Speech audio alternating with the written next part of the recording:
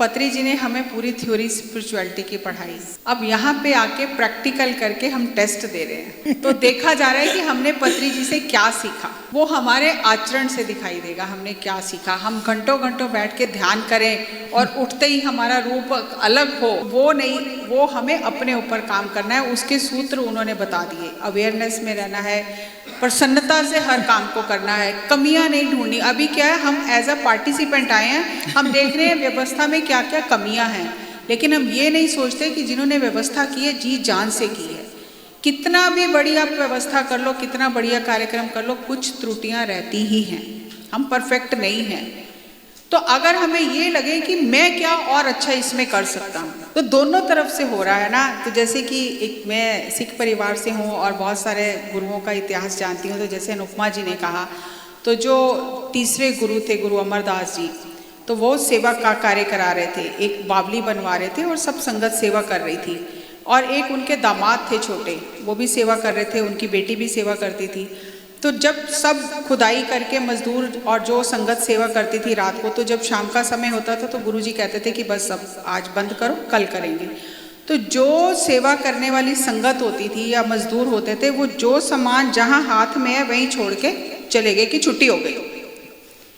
और जो उनके दामाद थे छोटे, बाद में वो गुरु रामदास जी बने, तो वो उस समय सारा सामान समेटते थे कि जो तसले हैं, कई है, जो भी सामान यूज़ हो रहा है, वो सारा सामान समेट के एक जगह रखते थे। एक दिन गुरु अमरदास जी ने देखा कि रात को मशाल लेके ये कौन घूम रहा है यहाँ पर। वो बाहर आए और उन्होंने कहा कि आप क्यों ये कर रहे हो, ये तो हमने तो शाम को ही कह दिया था कि अब कल करेंगे, तो आप ये सब क्या कर रहे हो। उन्होंने कहा गुरु जी,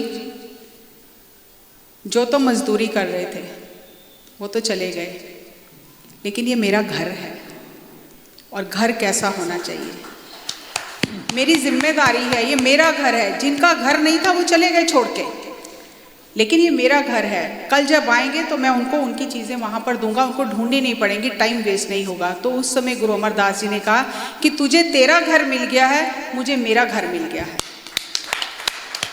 अब ये जोत जो गुरु जोत है, अब वो तेरे अंदर टिकेगी।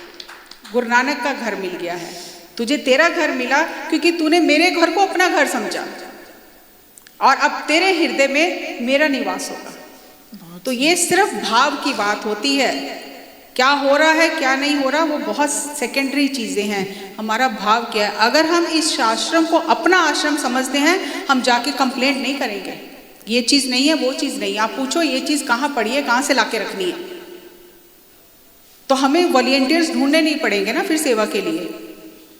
हम सभी वॉलंटियर हैं। और यहाँ पर जो आचार्य जी ने व्यवस्था बनाई है, यहाँ पर कोई सीनियर जूनियर नहीं है, यहाँ पर सारे वॉलंटियर हैं, सब वॉलंटियर है। ये हमारा खुद का आश्रम है, खुद का घर है, ये पत्री मैडम का घर है।